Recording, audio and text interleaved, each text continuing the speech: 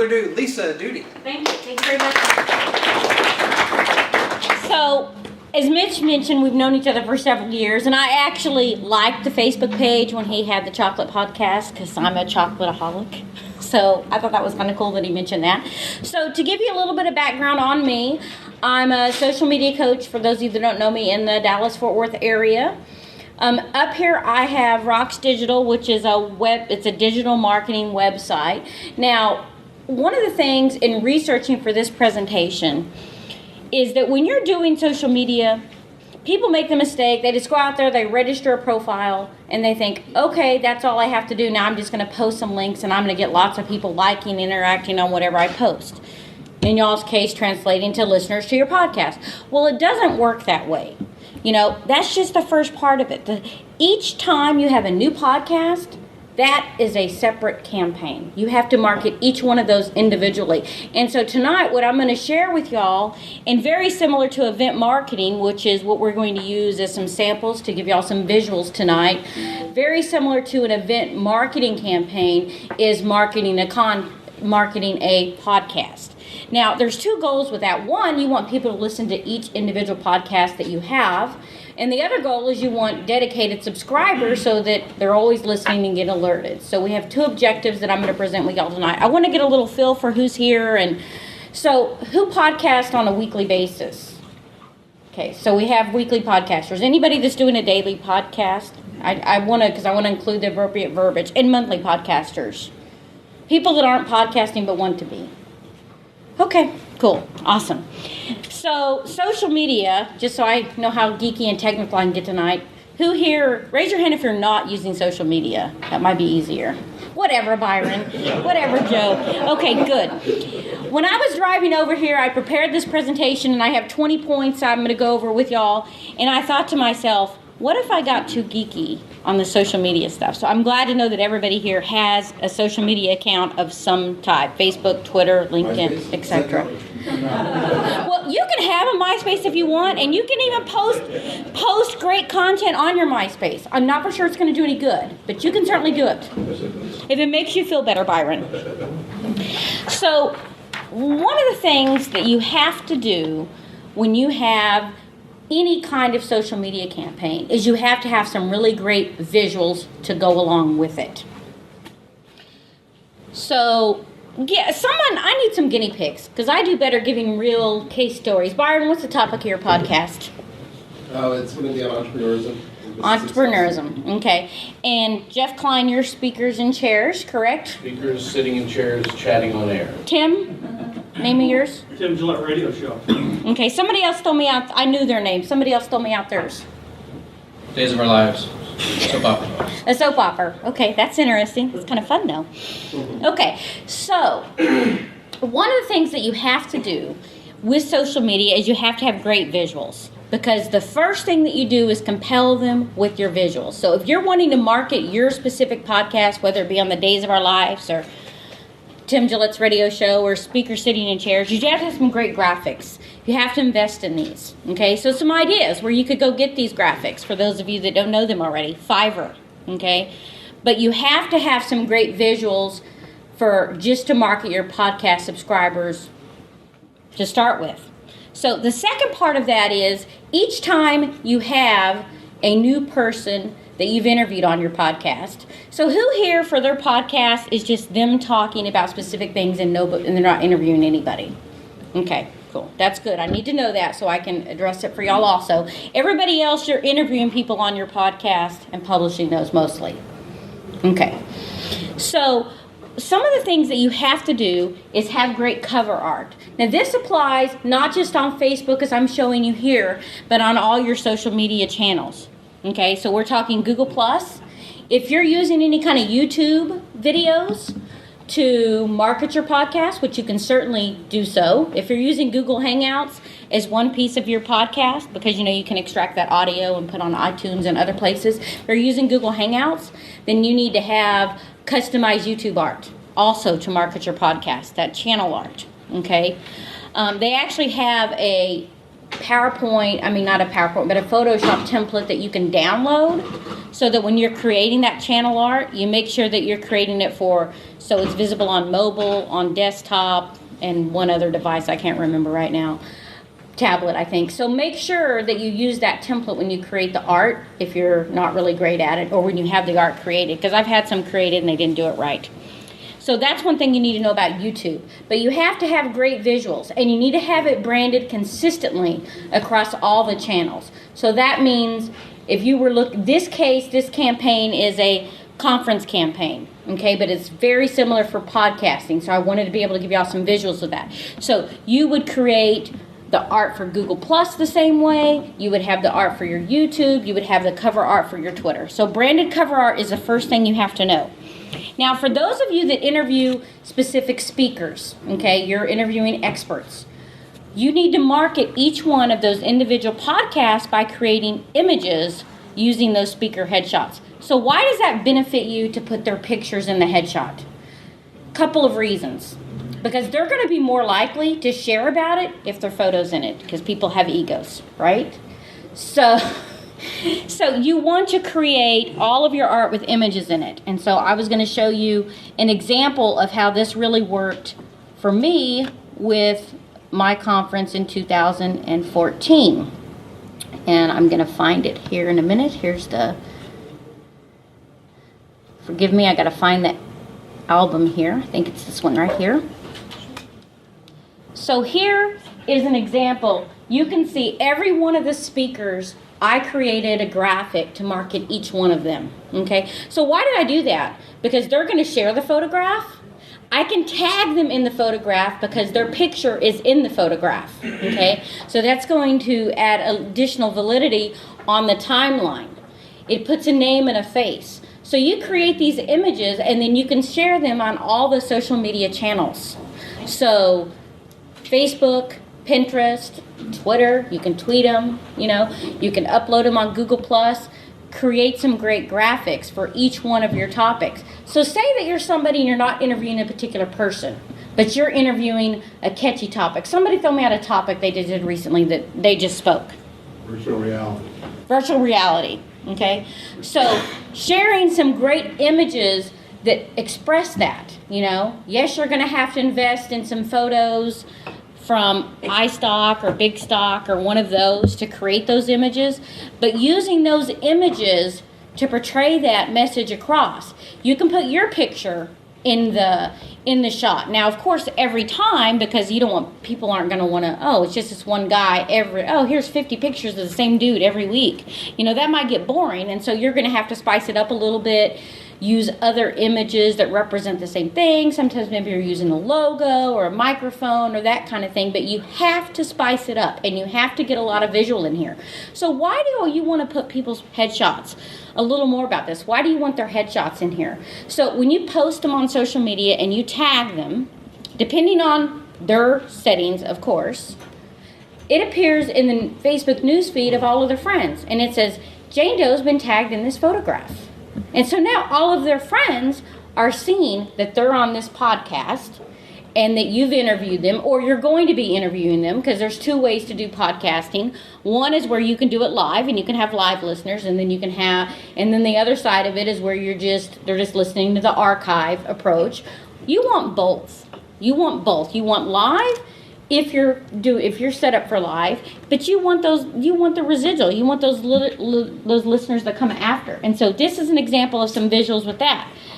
Another thing that I like to do is I like to create images, and I was going to see if I had some in here, with more than just one person in them, because these get a further reach.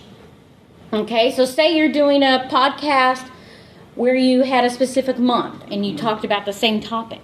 So then in that image, you could feature all 4 of the people that you interviewed. Okay, this month we talked about politics. This month it was about voting. This month we talked the whole month about virtual reality. Okay, and you can integrate those images into the shot, and now you've got 4 people in the photo, and you're going to get a further reach. Now keep in mind, I'm talking to y'all about social media exposure here right now. I'm not worried about what the content is specifically in your podcast. I want you to get reach so you have more eyeballs that are wanting to go see what you're about, to click on your link. Okay? Is everybody with me? Because y'all are quiet.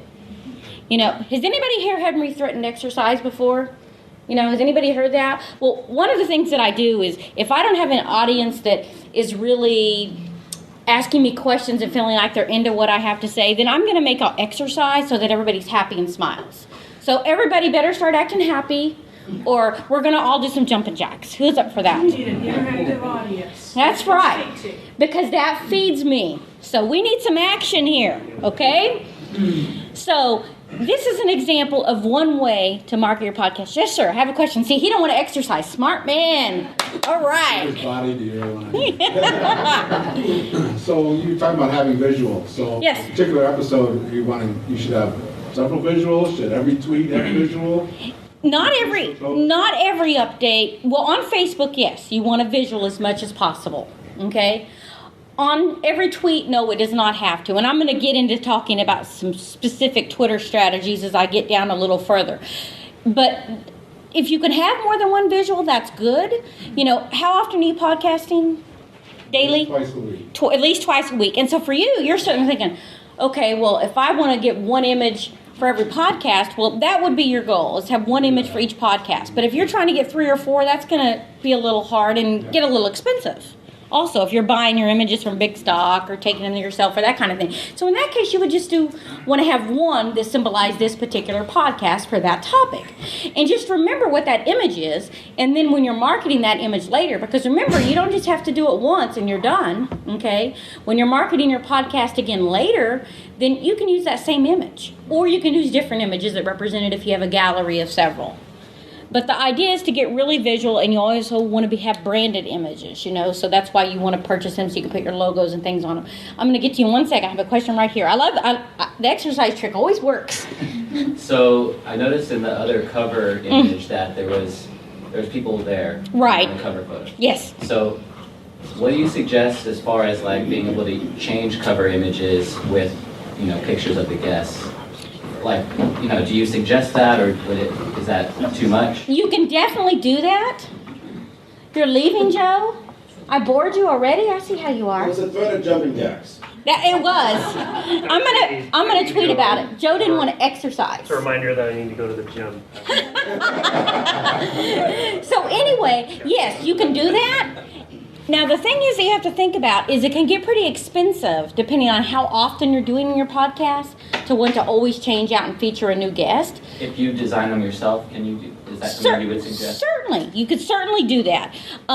What I think I would do in that approach, though, so you're not changing your cover photo, say, every week but create one because you're lining up guests in advance, this month's, feature those month's guests, like the 4 guests for this month, and feature all of them in the cover photo, and then the next month you'll upload a new one. That's the approach I'd recommend for that. But getting really visual, as you can see on here, I had 12 people in this image. Actually, Tim's one of them, I think. Several people in here. But you can see, because I had all of these, I got a lot of likes. We got interaction, we got comments. That's what's it about with social media to get reach. I wanted to see if I had any other examples here. You always want to get creative, and I'm going to go to another album here for y'all. You always want to get creative with different ways to represent your conference. Your podcast. I'm going to see if I have. This is not the one. Another thing that I like to do, I'm going to grab it out of my bag here because I have some. And I actually use this image on social media, which is why I was looking for it. Now, I'm not saying you make this, but make something similar. Okay, so this is just like a little ticket to my conference. Make some literature for your podcast that you can share online and you can share at events. Okay, because everybody is not online all the time. Okay, so have something that you can gift to people to tell them about your podcast. Maybe it's a business card. I actually have business cards that I haven't ordered yet to talk about Rocks Digital, because I have a campaign going to get people to read the blogging content. The very same, y'all want listeners, I want readers, right? Same process. Create some visuals so you can give them out to people and say, hey, I have a podcast, go check it out, here's some information. I made these look like tickets because it was for a conference, but you can do it with a business card. Make it a unique shape or size so that it doesn't blend in as easily if possible. I also have business cards that are actually just business card size. But the idea is to create different materials that are engaging to get people involved. I couldn't find the image in here, but to market the conference for 2014, I had put like a whole bunch of these together and like, hey, here's your ticket to the conference.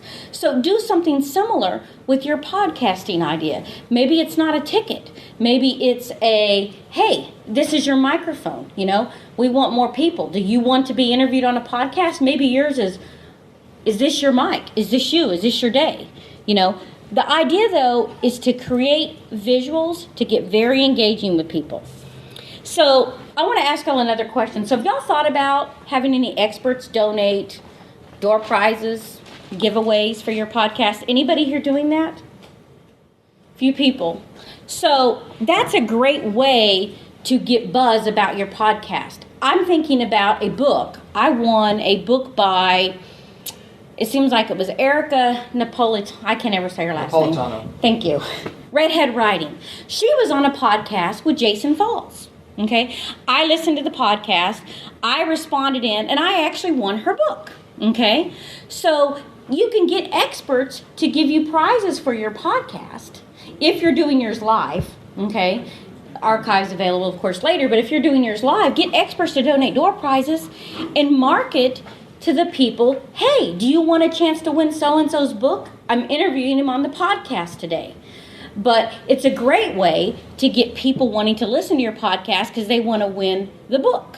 You know, getting authorities, of course, that you can interview on your podcast is a great idea too. But giving away prizes and all of that integration is a great way to get that interaction. So some of the other things that I do, because I do collect a lot of door prizes for my conference, is I market each individual door prize. Okay, so hey, this month we have these 10 people that have donated door prizes. Do you want to win these? You can upload visuals and images to your social channels to market each one of those door prizes. And I'll go to, this is an album that I have on Google Plus that featured every one of the door prizes. So I marketed every speaker and I marketed every door prize that was donated. Okay, so you can do the same thing because you're planning your podcasting in advance. So you can do the exact same thing. Do y'all get that? Are y'all liking that idea? Am I triggering anything here? Because y'all are looking like you need some exercise again. So that is another visual for y'all that I want y'all to think about doing. Create each image and post them on all the social channels, not just one. Don't assume that because they're on Pinterest or they're on Facebook or don't assume that they don't want to see them in the other places. And create albums for those door prizes. So say you have a podcast that's twice a week and you have 10 door prizes a month. You could say, hey, upcoming in October, here's the featured door prizes for October. Are you going to make sure and listen in? Don't tell them which day they could win the door prize, not until the time of. And that way they want to listen to maybe get that door prize. So albums are a really great way to do that. Boards, Pinterest boards. And I was thinking I was actually going to Pinterest when I did that. But creating Pinterest boards for your podcast. Now, not for each podcast, but say for a series. Like say this month is, virtual reality. Next month is another topic. Okay? So create Pinterest boards for each one of those topics. You would share images, not just images about your podcast, but other related images to that topic also, like things that other people are pinning. You can repin them to that board.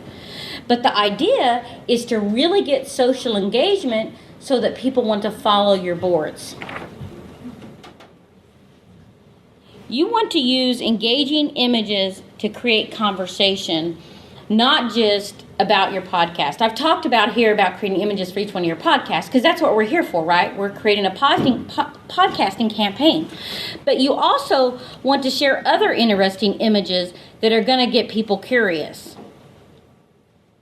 These are visuals of images that I have shared to try to get people to want to respond to the comment, to evoke a response. The way that you get people to listen or to participate in a conversation on social media, okay, is to evoke emotional connection. Okay? Last week I was running a campaign for a client, and it started with the word ooh. I started it with that. Just because I started it with the word ooh, you know how many reactions I got from that? People wanted to react to that statement. So you want to create a reaction for people. If your campaign's about political, your podcast, you might want it to be, are you happy with the state of politics? If that's what your podcast is about, you'd say, are you happy with the state of politics? You're asking people a question. They're going to respond yes or no because you've asked them a question. Now, if you said to them, who agrees? I'm sick of politics. You will get a response, but it's a different kind of response. Okay? Ask them pointed questions so they want to respond yes or no. Create a reaction out of people. You want that connection because that's how you're going to get exposure on social media. Facebook is making it harder and harder and harder for you to get newsfeed reach. Everybody agree with that statement? Okay? It's getting harder and harder and harder. Well, in order to keep your reach growing, or at least maintain where you're at, especially coming in January, you have to be able to evoke a response from people. If all you're posting is something that's getting a bunch of likes, it's not going to work because likes alone do not drive reach on Facebook. You need comments and likes and shares. And if you don't believe me, I have a whole blog post about why I covet them.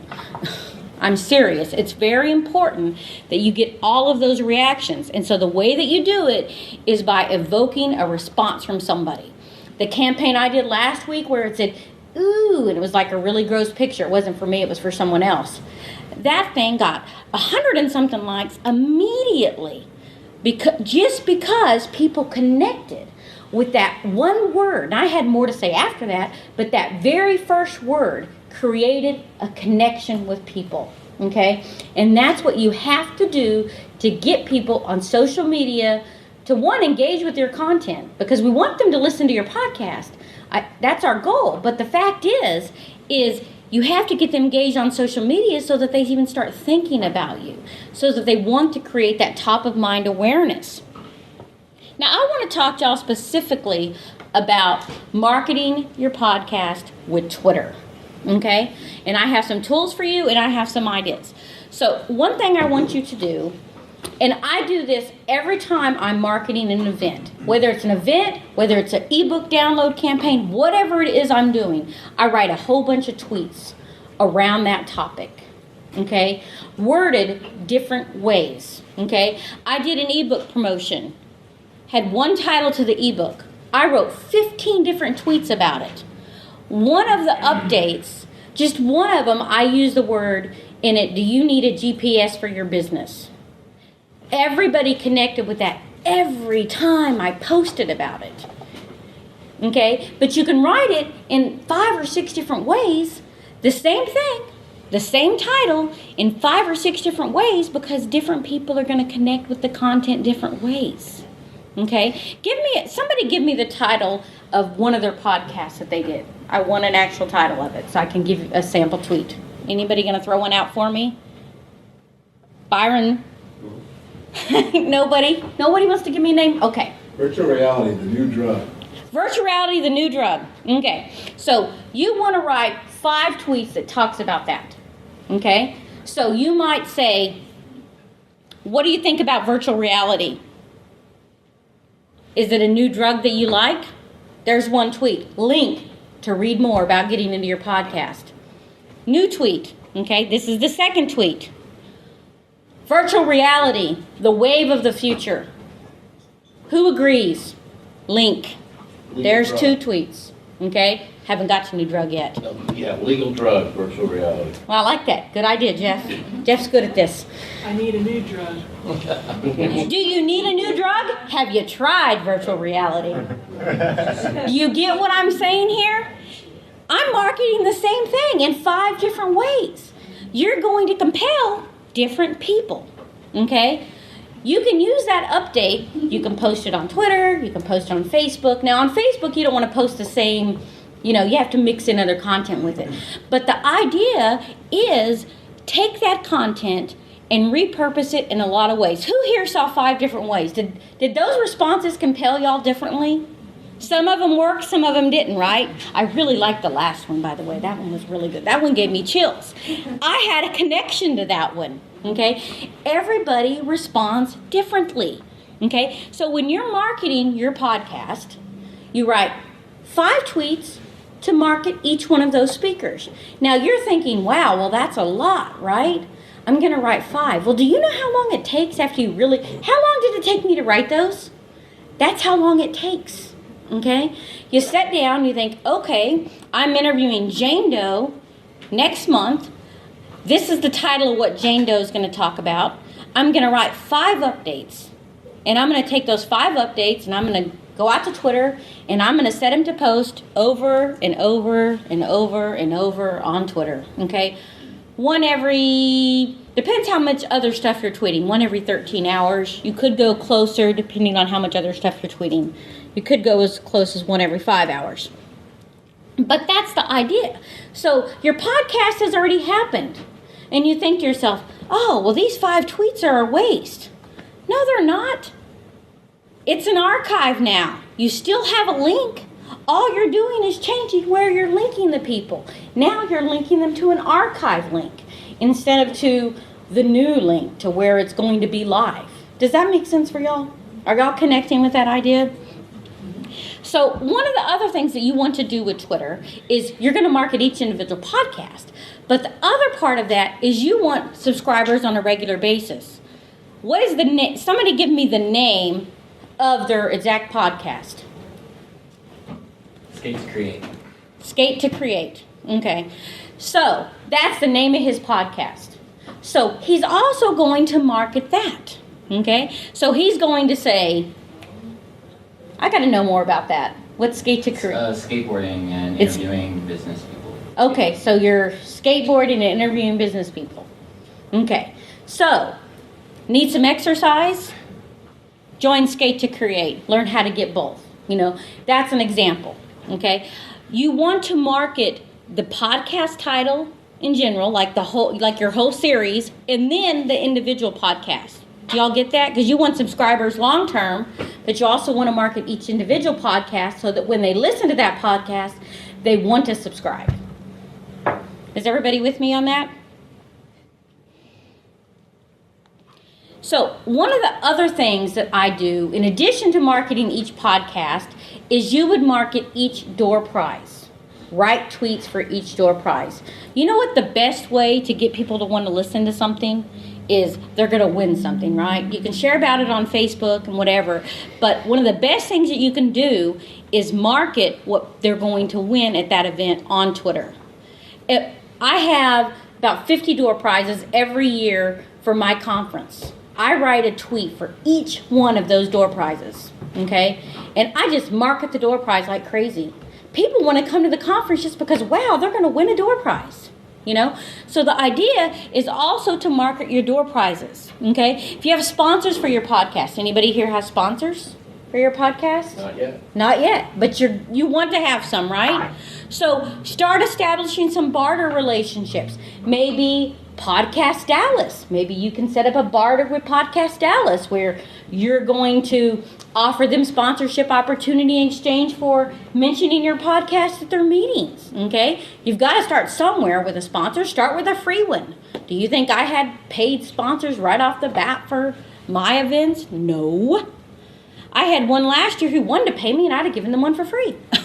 I mean, so it's about creating those opportunities and then market the sponsors, because if you market them and they see it online, then they're going to market it to their list. Create an arrangement where you can get your sponsors to want to market to their list. In exchange, you give them exposure to your list. You give them a little clip or a commercial or a mention or a link on your site or whatever it is. Create a sponsorship package that's enticing.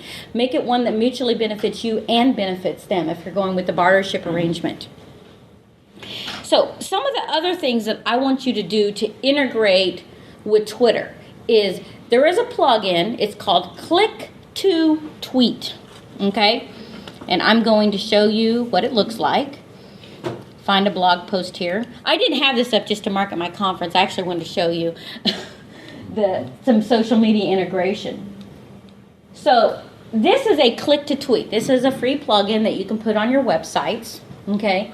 And you can have a tweet that you write for each one of your podcasts, okay? And people just click it and they can tweet it. This is just one way to encourage people to tweet about your content. So when you put up your podcast, you put them on iTunes, but there are some other things that you should do, okay? Such as put them on a blog on your WordPress website, okay? Use your embeds and your players so that they can play them from their site. Not everybody is technical savvy enough that they're going to go to iTunes and subscribe to a podcast.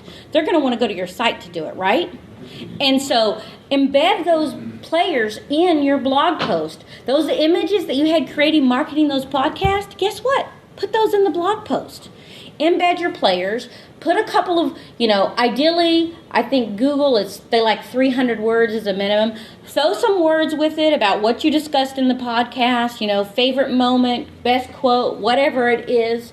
Okay, so Google has some words in there. Embed these click-to-tweets in them for each one of your podcasts. So as you're doing this, and let's say you have 25 archive podcasts on your blog, on your WordPress blog, okay? So there is 2 more plugins that you want to install on your website. One of them is Evergreen Post Tweeter, because that you can set this plugin up and you can tell it what times that you want it to tweet, okay? And it will tweet your old archives of your podcasts that you've put on your blog. It'll tweet those. So now you're getting residual site traffic. You know how hard it is to do that? It's not. You set up the plugin, you tell it what category you want it to tweet from, you tell it what times you want it to tweet, and now you're driving site traffic through Twitter with just a plugin that you've installed and did a little setup. Okay? Set those plugins up. And I actually didn't bring up a tool to show you what it looks like. Yes, sir. On the Evergreen post tweeter there. Yes. How, and maybe this is too deep for this, but how complicated can you get on the configuration? If you wanted it to tweet this only on Mondays, or can I tweet this? You pick the days.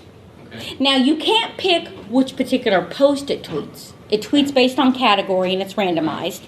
Okay? But you can say, okay, I want it to tweet Monday, Wednesday, and Friday at 10 a.m., 11 a.m., and 5 a.m., or whatever. And it'll randomly pick within that category one of your archived posts and tweet it. There's no way to guarantee that this will be posted once a month, let's say. Not one particular tweet. Now, you could do that by, the 5 tweets you wrote that promote it. You could do that by saving those and bulk uploading them to Hootsuite and scheduling the exact times. Sure. Okay? You could use that approach, but that does not work with Evergreen Post Tweeter. But it is a great plugin to drive residual site traffic. I get tons of traffic from just using that one plugin to my blogs. So another thing that you want to do, another plugin, and it used to be called Tweet Old Post, and it's now called Revive Old Post.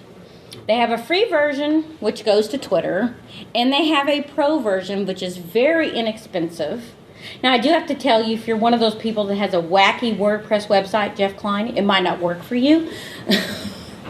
But it's a very inexpensive plugin for what it does. You can set that plugin up, and it'll post to your Facebook page, it'll post to your LinkedIn profile, and it'll also post to your Twitter. Normally, what I like to do is use both plugins, okay? So I set Evergreen Post Tweeter up, so it goes to Twitter at these 3 times during the day. I set up Revive Old Post, because you can't set times on Revive Old Post, you can just set hours. So I'll set Revive Old Post, so once every 13 hours, it picks a link in this category, and it takes the picture that was with the post, okay, and it posts it on Twitter, LinkedIn, and Facebook, okay? So that plugin is effective for that, and I can show y'all what that looks like. So, because I'm actually using it, let me think where I'm using it at. I meant to bring this one up for y'all earlier. I started to prepare y'all a fancy PowerPoint, but I was like, this is really hard to give y'all a really effective visual. So this is an example. Well, this is one actually. It was so funny when I saw this one came up. This is an example of revival post going through the archives for the DFW Live blogging that took place at the conference. And it goes out and it literally posted on LinkedIn just like this. Okay? I pick what categories it posts from. Okay? You would do the same thing with the plugin for your podcast. Let me show you a different example. This is where I have an RSS set up so that every time some new content publishes, which you would set up when you're putting your new podcast on your blog, when you're embedding those, so that it feeds via RSS to LinkedIn, okay, to Twitter, to all these places. This is an RSS for that, okay, and you can set those RSS ups. Twitter feed is free. It's an old school one. There's newer ones. I just like Twitter feed. It's Old Faithful. That's literally twitterfeed.com. And you can put in the RSS URL for your blog and pick your social spaces that you want it to populate to. So this is another thing. And you can see where it's just adding a lot of visual. Here's a different one where it took an archive from Rocks Digital and posted 2 days ago. Okay, I didn't have to do anything. All I did was set up the plugin. But I'm getting exposure from this. So this is the idea that you want to use for using those plugins. One of the other things, and I actually came up with this idea today because I was thinking, what else could y'all do? So one of the recommendations that I have is y'all create a page on your website called Marketing Goodies, okay, or whatever you want to name it, okay, and you create badges, okay, just like a LinkedIn badge or a Twitter badge or whatever. Hey, I'm an avid listener of speakers sitting in chairs, okay, cute little graphic, your logo, whatever, and you can share that with your fans, okay, and they can embed it on their website and give you a link to your blog. You want to get really generous, you can offer to give them link back in some other shape or form or fashion. You can create that for your speakers, okay? I'm proud speaker on blah blah blah podcast, okay? Give them a badge. Hey, and when you send them an email and an archive link and say, hey, created a little image for you, here's how you can put this on your site and link people to your podcast, to your interview specifically. Create a goodie page. Create a page, on that same page, write tweets to promote your podcast, okay? So that other people that want to support you, because, hey, we all want to support each other, right? That's what it's about. Write some tweets that your friends can easily take, copy, tweet, do whatever with. You can put them in as a bunch of click-to-tweets if you want, to help support you. Okay, but create a marketing goodies page. I have badges created actually for Rocks Digital that I haven't even given to anybody yet. It says, hey, I'm a blogger on Rocks Digital. You can do the same thing for your speakers. You can do the same thing for your sponsors. You can do the same thing for your fans that are avid listeners. And they're like, oh, I love your podcast. And say, hey, I'd love for you. I'm going to get right to your question in one moment. You could say, hey, you know what? I would love for you to have a badge on your site saying that you're a listener of my podcast. Create badges like that. Yes, ma'am. I'm new to all of this, and so I'm wondering, is there a specific site or something that that you can create badges on?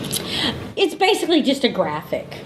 You just create Yeah, you just create a graphic. Okay. Yeah, you literally just have a graphic created.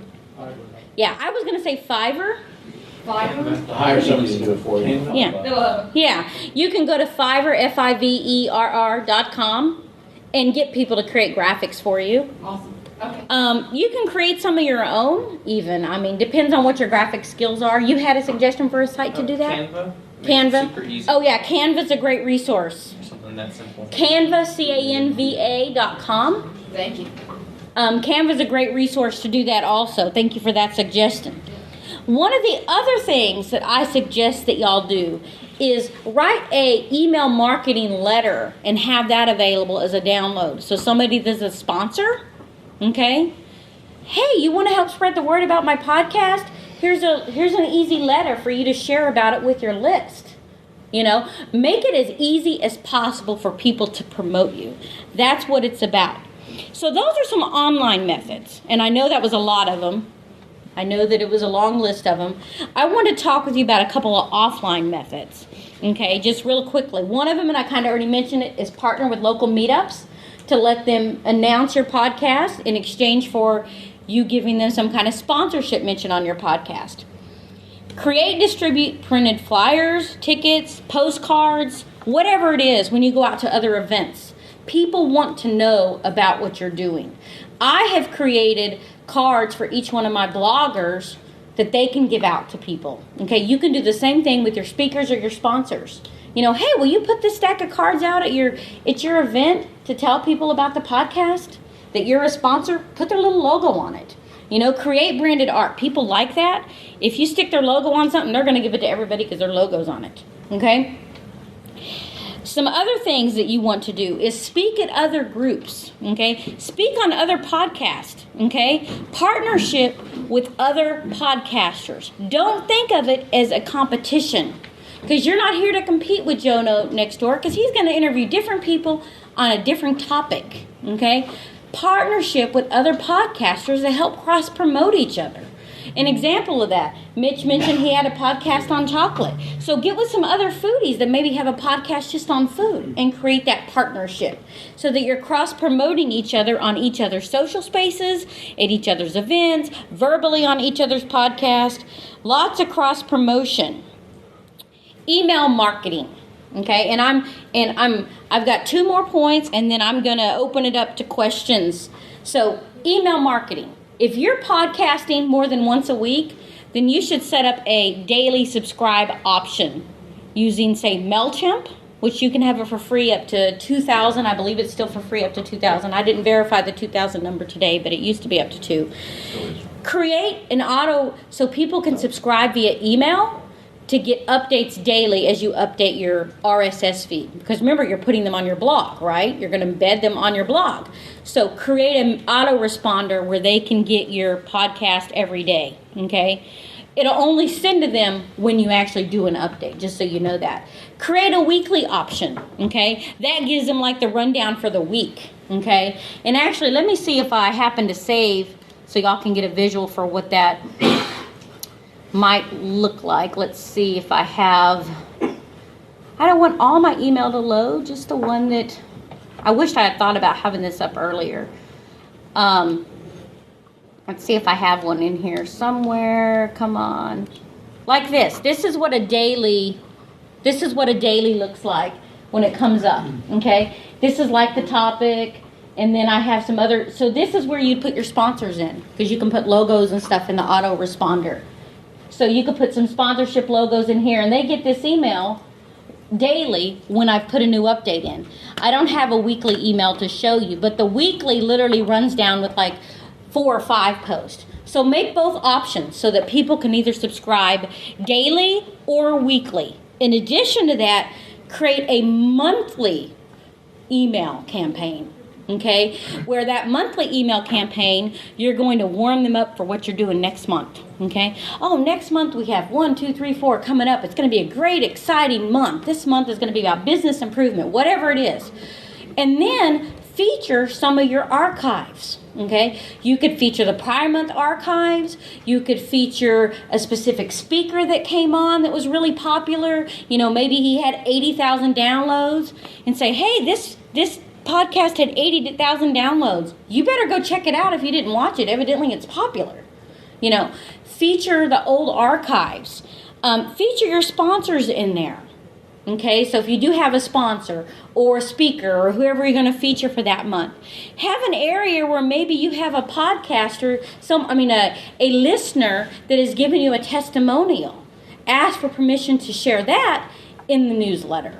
So create 3. You have your daily, which is just an automated RSS that comes from MailChimp. You'll have to set up the initial work. You'll have to set up the form, so it goes through, and you'll have to create the template, okay? Set up a weekly, and then set up a newsletter so that you're actually sending a newsletter once a month to the people that have subscribed. So the daily and weekly are social media. Yeah, they're automated. They're still an email campaign, but they're just set up automated. Like the one I showed you, people subscribe to the daily list, so they'll get that email daily. Okay? People subscribe to the weekly list, they'll get that email weekly.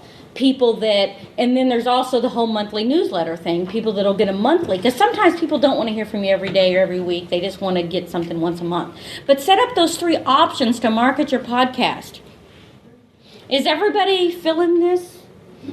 So this is the point where I'm going to stop here and let y'all ask me questions, and anything specific that I didn't cover that you want to know more about, or something I covered and you didn't ask your question when I was speaking earlier, ask away.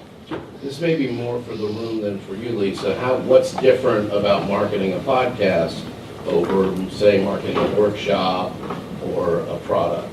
They're the same.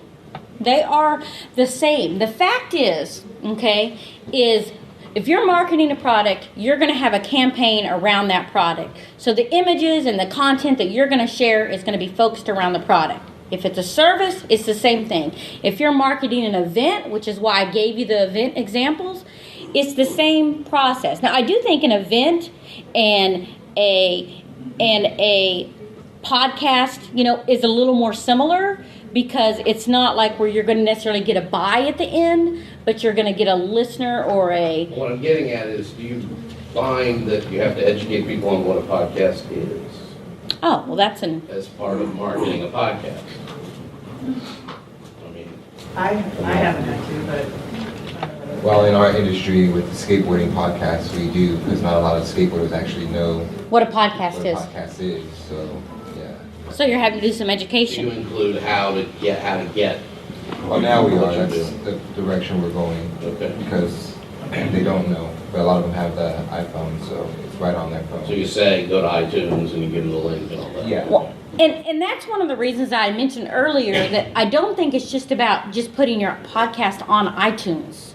Okay, you want them on iTunes because they're real tech savvy. That's where they're going to go. Like John's an iTunes guy. I know that. He listens to his stuff through iTunes. But me, and I have iTunes, but I just as soon listen to it while I'm at my computer. So I'm just going to go to their website and play it through a player. That's why you want to have all the options. You want to give them iTunes. You want to give them a player. If you're going to make a promo video for yours, and I don't get credit for this because Mitch was discussing this earlier. This is Mitch's, but taking some clips of your audio and a couple of pictures and putting with it and making a YouTube video out of it to get extra promotion. Okay, that's an idea that you can use to market your podcast, and you can embed those videos usually. Today, Facebook's acting wonky. You can embed those videos on Facebook. You can upload them to your YouTube channel and through your Google Plus page if you have a Google Plus business page, not a profile. Actually, you can do it on a profile too, I think. Upload those videos and you'll have them on Google Plus also. So the idea is to market this podcast through all the channels available and in a way that everybody wants to consume. Because what appeals to me is not going to appeal to Mitch. It's not going to appeal to Aaron. Just like the last sample tweet I gave you, that one gave me chills. I thought the others were good, but the last one got my attention. That's the idea behind it. You have to appeal to people in different ways to attract them. Yes, ma'am. I was just thinking to reiterate some of what or emphasize some of what you're saying. It really depends on your audience. Do you have a more educated audience or a younger audience or whatever audience, or one that is unfamiliar, etc., etc.? Absolutely. Some people, a blog link, you're lucky to click that, or some of them you're lucky to send them that email and then they'll click a link. But you have to make it really easy. Yes, sir. You think all tweets should have a link to your blog or your podcast? If you're marketing this particular archive or an upcoming podcast, yes, I do think they Do do. you think there should be a ratio of content that doesn't sell anything? Yeah, I think that you should have other content in there, and that's one of the things I'd mentioned. You want to share other engaging content around the topic. I didn't cover it as much. I just kind of lightly mentioned it. So, for example, virtual reality, okay? You could say, not as much in a tweet because you're limited by characters, but on Facebook, you could say, hey, really looking forward to the upcoming podcast on virtual reality. Here's a great blog post I found about it. I'm going to have to ask so-and-so about it at the event, or I wonder how this will tie into what the speaker has to say, or the person I'm interviewing, you definitely want to share different kinds of content around it, besides just always marketing the podcast. That's why I mentioned earlier, depending on how often you tweet other content, besides about your podcast, determines how much you would promote that one particular speaker, that one particular topic. If you're tweeting a lot of other good stuff, you could tweet something every 5 hours and not turn off your audience because you're tweeting a whole bunch of stuff. If you're only tweeting 8 times a day, then you probably only want to tweet it as close as one every 13 hours and maybe even a further gap apart than that. You have to judge it based on how much content you're putting out there. By the way, if you're not tweeting 22 times a day, nobody's seen your tweets. I just thought I'd throw that out there. Yes? Can you give us an idea of your workflow, timeline, or just how you would approach being, the preparation of all of this versus the actual execution? Okay. So you have who you're going to speak, okay? You title your topic, your podcast, whatever it's going to be. I mean, social media specifically. Like, are you spending a day setting up things to then? Once you could, but once you start doing it on a regular basis, like the whole tweet idea, I threw those out pretty quickly. How long would you say it took me? Less than 30 seconds, maybe, right? But I've been writing tweets for years, okay? So at first, it's going to be a little more challenging for you to come up with that content in those tweets. But eventually, it'll get really easy. And then it'll maybe take you, we're going to market this week's podcast. I'm going to spend an hour on it, because you're going to get used to it, and it's going to be faster. It's going to be a faster process for you. You're going to know how to write those click-to-tweets easy. You already wrote some promotional tweets for it. Just take one of those and make that the click-to-tweet when you're putting your blog archive up for the podcast. Oh, we're done anyway, but thank you for letting me. I guess it died on me. Anyway, so did I see another hand raised? I thought, yes, ma'am. I know that I'm new to all this, but one of the things that I figured out how to do is to put text on pictures. And my plan is, I don't have anything up and running yet, but my plan is that after it's been aired, I've got a deal where I can air it on radio, but I still retain the rights to it. I'm going to put it on a website. And I'm thinking about just taking a quote from each episode and putting it as a text on a picture. Yes, absolutely. And I'm going to show y'all. So this is for those of you that are non-geeky. Nobody laugh at me, John. So one of the things that I do, because I don't know how to use Photoshop, you can see I was working on, this isn't a good example. Let me find another one in here. So I'll just use this one. So one of the things that I do, okay, is I've made these in PowerPoint, okay, and I just make like a template. I deleted the top of my template off, so we'll look at this one. This is when I was promoting, I don't know what I was promoting Mason on. He wasn't at the local social. Oh, I think his image was just in there from another one. So this is a promotional image I created to promote some of my bloggers. I created just a template in PowerPoint that was the size of the image that I would want to post on Facebook. This is 600 pixels by 600 pixels wide. So the next time that I want to promote a different speaker, I literally just copy this image, paste it in, because I want to keep the old one, right? Delete the stuff off and put the new person in. I just made a little template. You can make little templates to feature your different speakers. All those images I showed you for DFW Rocks earlier, that was on, I think they're right here. All of these, I made one template, and I changed the words out, and I changed the logo every time. Same thing I do with the speakers. So there are some shortcuts that you can do, and I said no laughing about PowerPoint because that John teases me because I don't know how to use Photoshop. I don't ever want to learn to use it. Actually, I think I probably need to. But the fact is, so I use PowerPoint and I save them as JPEGs, and then I upload those. So that's one way that you can quickly create some of your own graphics. It's not the best in the world, but it's a start. And you could certainly do something like that pretty easily. Anybody else? No more questions? I hope this was beneficial for y'all guys. Oh, yes, somebody raise their hand, yes. Have you done anything with lead pages to try to get a little bit of, Create a landing page? create landing pages for these? I mean, You can. One of the things that I have, and I'm not going to say I'm a landing page pro at this, but I have kind of two that I've kind of tried to make. This is one where I try to get people to subscribe to my RSS. You know, it's kind of like a landing page. Oh, wait, no, this one doesn't have a box on it. Let me go to the one that does. I was thinking this one does. So this is an ebook download, and I've, marketed the ebook, and then I have a form. You can do the same concept for your podcast to get people to subscribe to your monthly newsletter or your weekly or whatever. Create a landing page like this that has the opt-in. No, totally, I think that's a great idea, Mitch. There's actually a plugin that is installed on this site, and I don't get credit for it, Mason does. It's called Lead In, I think is the name of the plugin. It was free. And I have it set so when somebody visits the site a second time, just a second time, and that's it, a pop-up box comes up asking them to subscribe.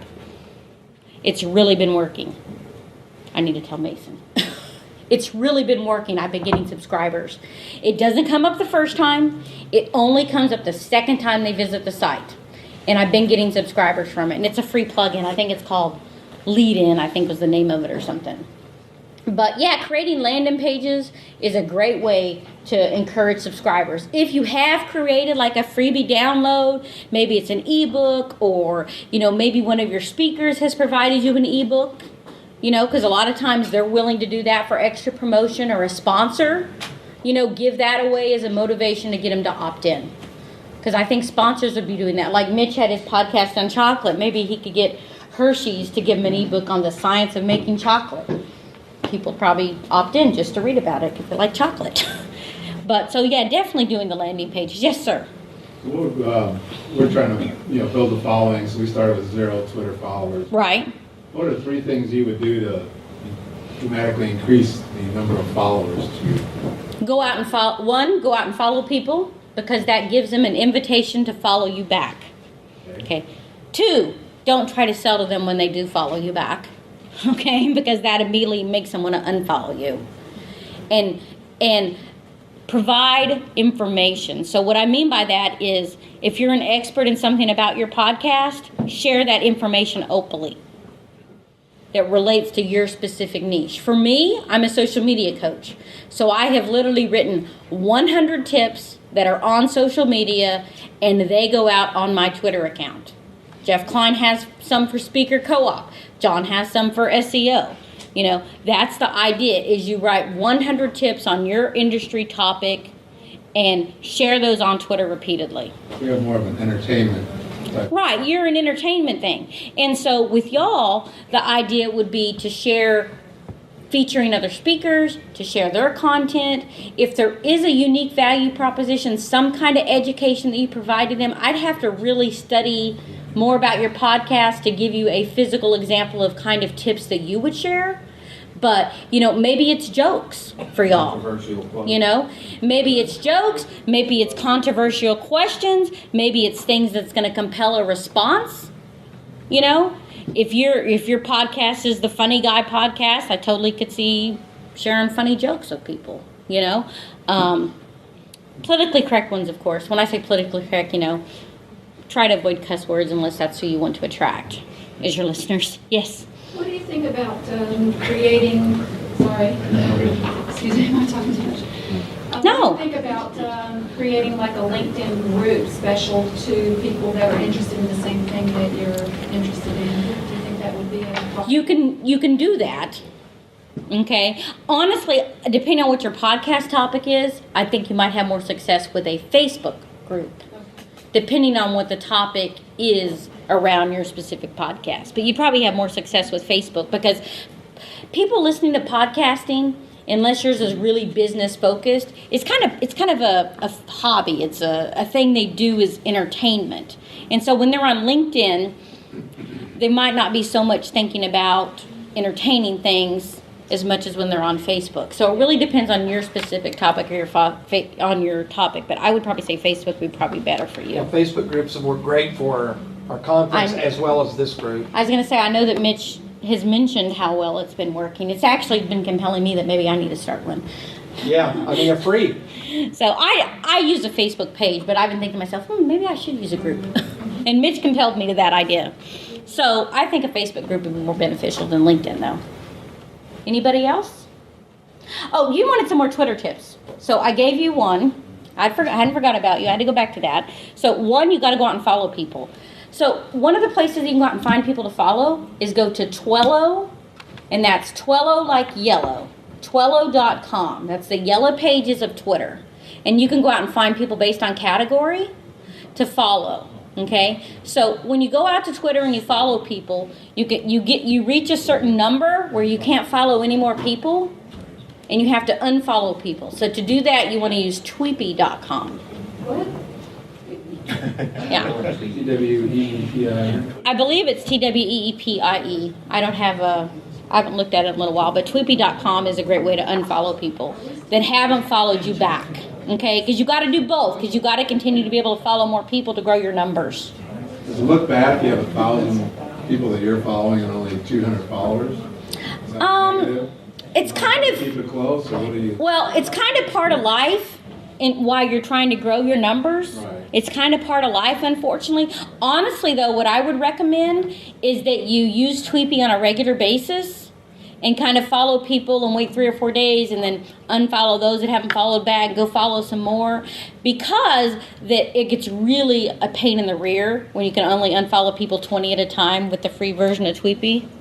So if you follow some and then go and follow some more, then that numbers will stay You unfollow similar. them based on, Keywords. what is Tweepy unfollowing them based on? Well, you set the parameters for it, but normally it'd be anybody that's not following you back. Okay, that's your idea, is that you would unfollow the people that haven't followed you back so you can go follow more people, because that gives them an invitation to follow you. Yes, sir. If you are willing to spend a little bit of money, I use Manage Flitter. It's called Manage Flitter, and it does cost, I think it's $15 a month. It's not super cheap, but it has a very advanced ability to filter and search both people to find as well as people that you're following that you might want to unfollow. I don't think I have enough followers yet to buy something to unfollow. Well, another tool that you can use, and honestly, Well, like you I said, can't you be can go up to picky. about I'll 2,000 pretty followers. much You can follow about 2,000 people Yeah. tonight. And Twitter, no, you can't. Twitter will spam you. Don't go follow 2,000 people tonight. You can follow, You'll lose your account. you can follow 100 people a day. I've done this, up to about 2,000 Right, you can. people.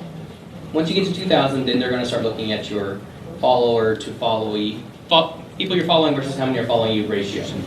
And there's a hidden calculation that's as hidden as the Google indexing code, right?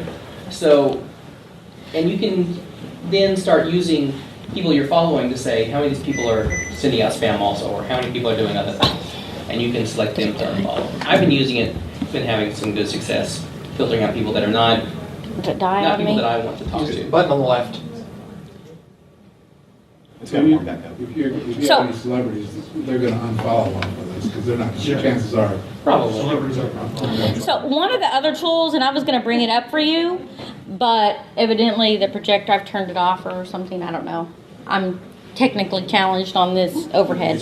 So tweetadder.com, and you could buy, I have an unlimited license to TweetAdder, and it's actually the tool that I use to follow people and to unfollow people based on keywords. You run searches, and then you can select people that you want to follow. And they don't have the license anymore. Now you pay monthly. I brought it up here, but it's 19. It looks like that it says personal $19 a month after their free trial period for a version, and it'll give you unfollow options. It'll give you unfollow options. It'll give you follow options. But the other thing it'll give you, which is why I wanted to mention it to y'all, is you can, those tweets that we've been talking about that you can send out. You can also upload those to TweetAdder. So it kind of gives you all three of those great, grand, and good things. Oh, it finally came up. Here it is. So this is TweetAdder. This might be one you want to check out. I'm in the old archive version, so I have the whole desktop install version that I've been running for a long time, but they don't sell it that way anymore. Yes, sir. You find hashtags in the post really help drive traffic? It's a great way to attract new listeners, specifically if it's a trending topic. But with that said, you don't want to be a hashtag hijacker and use a hashtag and your content does not relate to that hashtag. So you want to be careful with that, because then you're going to get the wrong kind of attention. You're going to get negative attention versus positive attention. But definitely integrating hashtags in the things that you post. For example, I posted I was coming here tonight, and I used the hashtag Dallas on Facebook because I thought, hey, what the heck? If anybody wants to see what's happening in Dallas tonight, maybe they'll click it and see that I'm going to be speaking and come out. So, yeah, hashtags are very beneficial. Twitter IDs, if it's a specific authority, include their Twitter IDs in it, when you're tweeting about your specific podcast that's coming up. There's so many, the list goes on and on with things you could do. I just wanted to give y'all some power things to take home with. If you had to pick one social media channel to focus on, maybe you didn't have a lot of time, what would you? My recommendation would be start with the one that you're already familiar with using, because you have a small tribe there already, and you can grow that tribe from there. So for example, if you're already using Facebook, you have 100, 200 Facebook friends on Facebook already, you already have a small tribe, hopefully, that will help be your brand advocates and get the word out about your podcast. If you're using Twitter already and you only have time for one, then use Twitter. I recommend that you don't try to be all things to all people. One thing that I mentioned to Mitch is I was a little concerned with the stuff I was giving y'all, because I wasn't telling you specifically how to grow your Twitter following with this presentation, but more how to manage to market your podcast, is that I thought that maybe some of the ideas might be a little more technical. And so I don't want you to think that you have to be an authority in everything I just said tonight. Some of it, I'm probably speaking Greek to you. Some of it, I'm probably not. Some of you probably heard it, and maybe I triggered an idea that you hadn't thought about in a while. But so don't think you have to run away and go do all 20 of these things. The thing is to pick the thing that appeals to you, that you understand a little bit, and start with that one and add to the list. What's the hottest thing you find in social media right now? The hottest thing I find in social media? How about the most worrisome? And that is that Facebook continually is changing the news feed. For me, it's not about what's the hottest. Like ELO was the big thing a month ago, now ELO's like a graveyard. It's not about what's the hottest. It's about what's working for each individual brand. So I'm not worried about what's hot. I'm worried about what's going to work to market that particular product or service in a good light. Guys, I'm going to close with that. Thank you very much. I hope this has been beneficial.